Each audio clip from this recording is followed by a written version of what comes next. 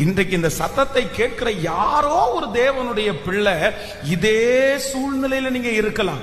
உங்களை பார்த்து நீங்களே சொல்லலாம், இந்த பிரச்சனையை மேற்கொள்றதுக்கு எங்கிட்ட என்ன இருக்குது, இந்த கடனை முடிக்கிறதுக்கு எங்கிட்ட என்ன இருக்குது, இந்த சவாலை சந்திக்கிறதுக்கு எங்கிட்ட என்ன இருக்குது, எங்கிட்ட ஒண்ணுமே இல்லை, நான் பலவீனமான பாத்திரம், எனக்கு மைண்ட் சரியில்லை, எனக்கு உடம்பு சரியில்லை, 1000 காரணம் சொல்லி இல்ல இல்ல இல்லன்றத பிசாசு உங்க கண்ணுக்கு முன்னாடி கொண்டு வந்து நிறுத்தி இருக்கலாம்.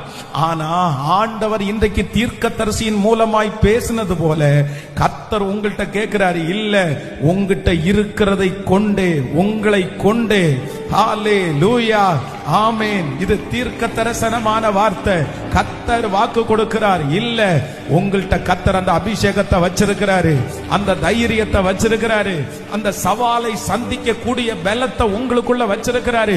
கர்த்தர் வாக்கு கொடுக்கிறார். உலகமே எதிர்த்து வந்தாலும், உனக்கு விரோதமாய் ஒரு படையே எழும்பினாலும், உனக்கு விரோதமாய் ஒரு ஆயுதம் எழும்பினாலும், ஒரு கூட்டம் எழும்பினாலும், அவர்களுக்கு விரோதமாய் தைரியமாய் நிற்கக்கூடிய தைரியத்தின் ஆவியை கர்த்தர் வாக்கு கொடுக்கிறார். உனக்குள்ளே நான் வைத்திருக்கிறேன், உங்களுக்குள்ள ஆண்டவர் வச்சிருக்கிறாரு.